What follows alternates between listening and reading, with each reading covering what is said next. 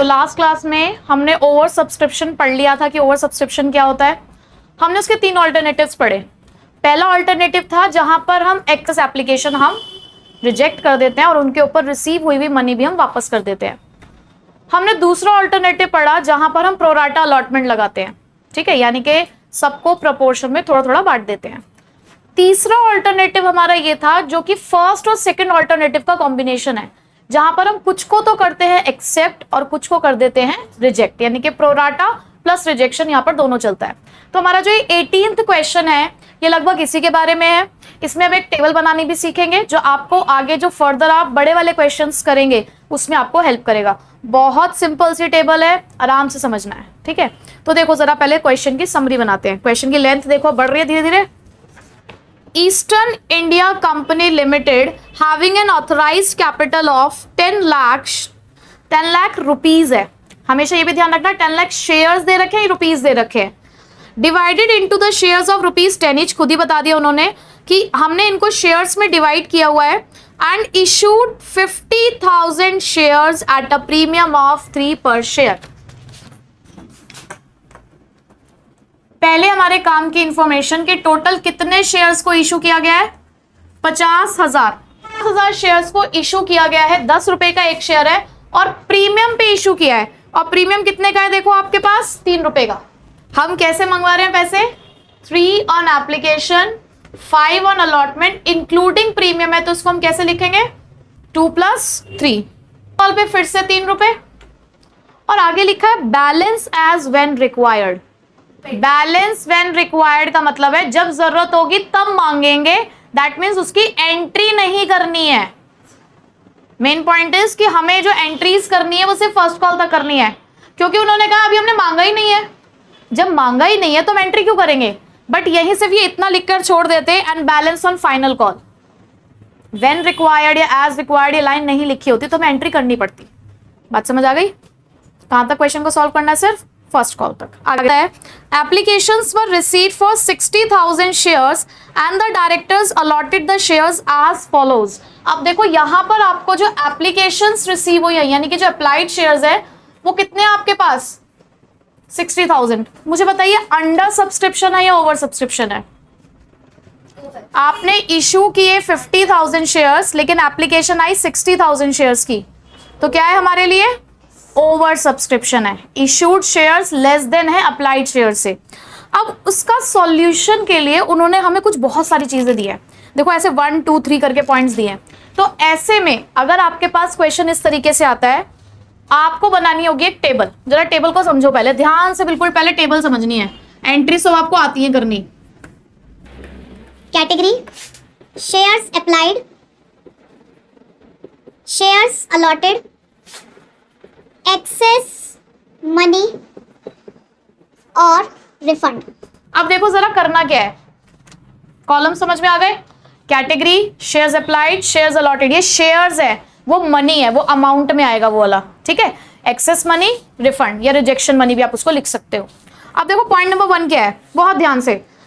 पहले तो आप एक काम करो, शेयर्स अप्लाइड वाला कॉलम है। शेयर्स अप्लाइड कितने आपके पास? 60,000।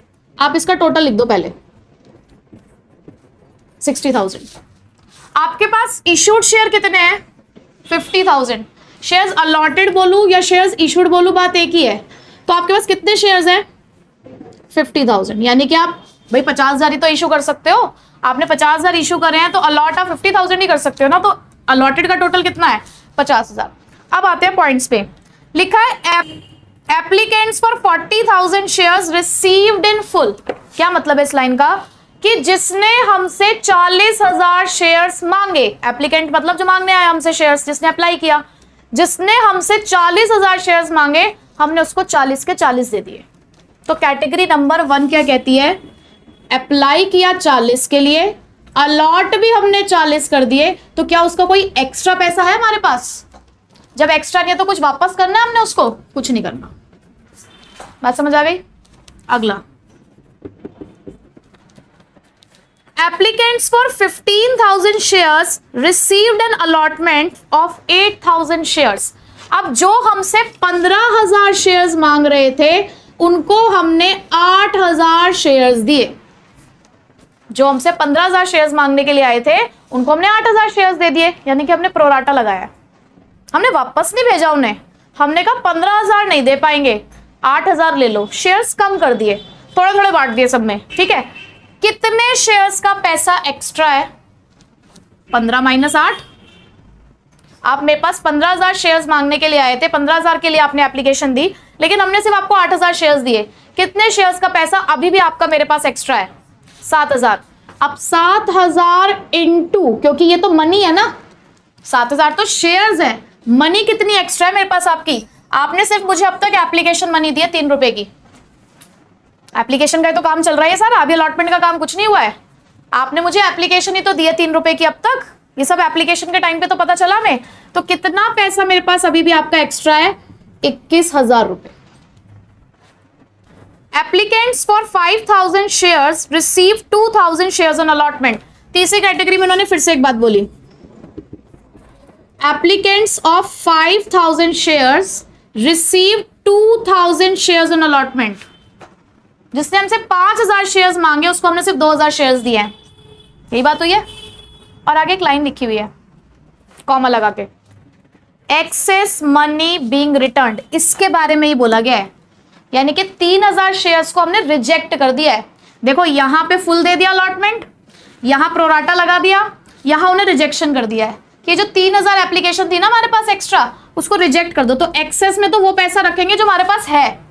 भाई उन्होंने साफ बोला है कि अगर आपके पास कोई एक्स्ट्रा पैसा है उसे वापस कर दो। तो आप सीधे यहां पे जाओगे, आप सीधा यहां पर जाओगे, 3,000 इंटू 3 यानी कि 9,000 रुपए आपने वापस करने हैं। आपके पास टेबल में 21,000 रुपए एक्स्ट्रा हैं, क्या करें इसका? बांट दें, हलवा थोड़ी है सब में बांट दें। रिफंड करने के लिए कहा होता तो कर देते। मैंने इनको शेयर्स दे रखे हैं नहीं दे रखे हैं? मैंने इनको मना थोड़ी किया शेयर्स के लिए, बस 15 नहीं दिए, 15 की जगह पे 8,000 शेयर्स दे दिए हैं, मना तो नहीं किया ना। दैट मीन्स इनसे मैंने आगे पैसा मांगना या नहीं मांगना? ये है ना, देखो अभी तक एप्लीकेशन ही तो मांगी है, सिर्फ अलॉटमेंट भी चाहिए, अभी तो फर्स्ट कॉल भी चाहिए, फिर फाइनल होगी तो वो भी चाहिए होगी। तो ऐसा करते हैं ना, पैसा वापस नहीं करते, इसी पैसे को हम क्या कर देते हैं? ट्रांसफर कर देते हैं। किसमें? अलॉटमेंट में। कहाँ ट्रांसफर कर देते हैं? अलॉटमेंट में। एक्स्ट्रा पैसा है ना, अगली बार जब अलॉटमेंट मांगेंगे कम पैसे दे देना। बात समझ आई? याद है मैंने फीस वाला एक एग्जांपल दिया था, आप 5,000 फीस जमा कराने के लिए पहुंचे, फीस आपकी सिर्फ 4,000 थी, 1,000 आपके नेक्स्ट मंथ में एडजस्ट हो गए। याद आया? ये वही बात है, आपका एक्स्ट्रा पैसा आया हुआ है, हमने आपसे आगे भी तो पैसा मांगना ही है, तो बस तब एडजस्ट कर देंगे। तो अगली कॉल क्या होती है? अगली अलॉटमेंट ही होती है एप्लीकेशन के बाद, तो हमने वहां पे इसको ट्रांसफर कर दिया। ठीक है, बट ट्रांसफर करने से पहले एक चीज चेक कर लेना, कहीं 21,000 से कम पैसा तो नहीं मांगना। पता चले कि ज्यादा पैसा ट्रांसफर कर दिया हो, जैसे कि आपके पास 8,000 शेयर्स हैं, 8 इंटू 5 कितने? 40,000, यानी कि 40,000 तक ट्रांसफर कर सकते हो आप। सपोज करो ये 21 की जगह पर 50,000 होते तो सिर्फ 40 ही ट्रांसफर कर सकते थे, बचा हुआ 10 या तो वापस करते या आगे की कॉल में ट्रांसफर करते। ठीक है, समझ आ रही बात? पहले चेक करना है कि कितना मांग सकते हैं, उतना ही ट्रांसफर करोगे। Okay, clear? अब एंट्रीज करेंगे। अब एंट्रीज करते टाइम अपनी टेबल सामने रखेंगे, ठीक है, क्योंकि हमें टेबल का अमाउंट इस्तेमाल करना है। कैसे इस्तेमाल करना है? देखो आपको पता है आपकी सबसे पहली एंट्री क्या होती है? एप्लीकेशन मिलने वाली ना, तो आपकी फर्स्ट एंट्री रहती है हमेशा bank account debit to share application account. देखो आपको समझना होगा कि कौन सा अमाउंट आएगा। एप्लीकेशन के टाइम पे कितने शेयर्स पे पैसा आया आपके पास? 60,000 शेयर्स पे। अप्लाइड 60,000 शेयर्स थे ना हमारे पास, तो यहां आप लिखेंगे 60,000 इंटू एप्लीकेशन मनी है कितने की?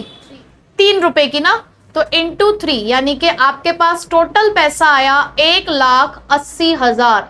हमारे लिए यही इंपॉर्टेंट है सेकेंड एंट्री। सेकेंड एंट्री को बहुत ध्यान से समझना है आपको।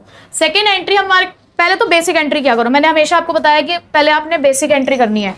Second entry share application account debit to share capital account. ठीक, यहां एप्लीकेशन के सामने तो एज इट इज यही आ जाएगा।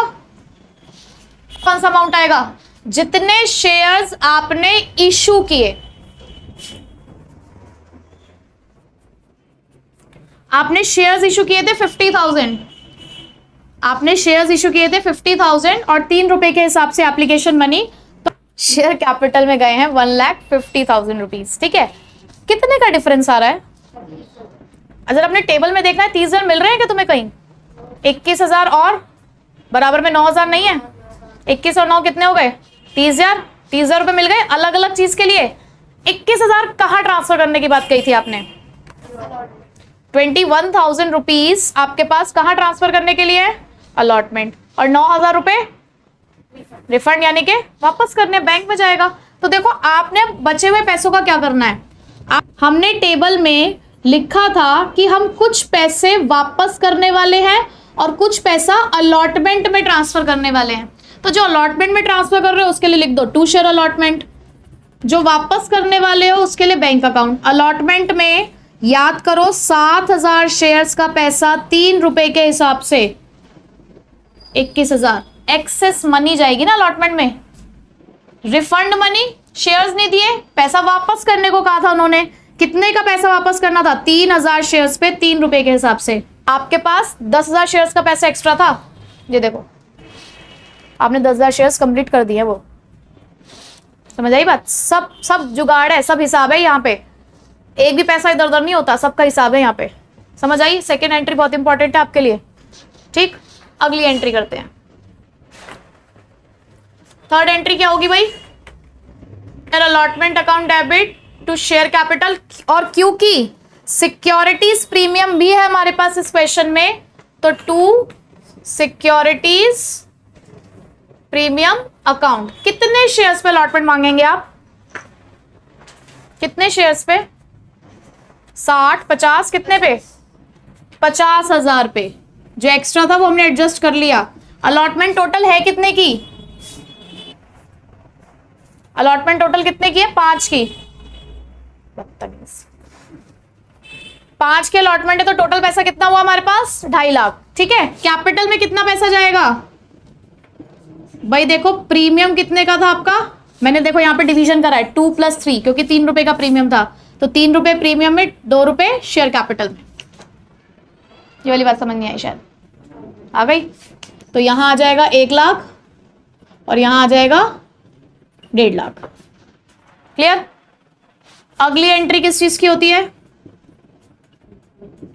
Bank account debit to share allotment account. कितना पैसा मिलना है आपको अलॉटमेंट पे? कितना मिलना है? 2.5 लाख। कितना पैसा ऑलरेडी मिल चुका है? 21,000 आपको ऑलरेडी पैसा मिल चुका है। तो अब कितना पैसा मिलेगा आपको? टोटल हमें पैसा रिसीव होगा 2,29,000। ठीक है, अब फर्स्ट और फाइनल फर्स्ट कॉल की एंट्री रह गई है हमारी। देखो फर्स्ट कॉल के बारे में कुछ बात लिखी हुई है क्वेश्चन में। लिखा है the first call was made and the money was received except on 100 shares. उन्होंने कहा फर्स्ट कॉल हमें रिसीव हो गई है लेकिन 100 शेयर से पैसा नहीं मिला है। एक्सेप्ट ऑन 100 शेयर्स का मतलब क्या? 100 शेयर से पैसा नहीं मिला। ठीक है, कोई बात नहीं मिला तो क्या कर सकते हैं अब, पर मांगेंगे तो हम सबसे ना, तो हम क्या एंट्री करेंगे?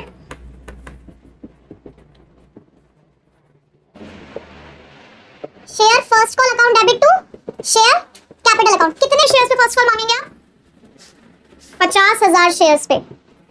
कितने की फर्स्ट कॉल है? 3 रुपए की, यानी कि 1,50,000।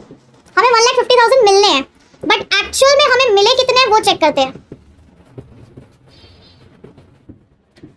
Bank account debit to share first call. देखो 1.5 लाख मिलने हैं, बट उन्होंने क्या बोला आपसे? 100 शेयर्स पे पैसा नहीं मिला। तो 100 शेयर्स पे 3 रुपए के हिसाब से आपको कितने पैसे नहीं मिले? 300 रुपए नहीं मिले। तो कितने पैसे मिल गए होंगे आपको? 1,49,700। एंड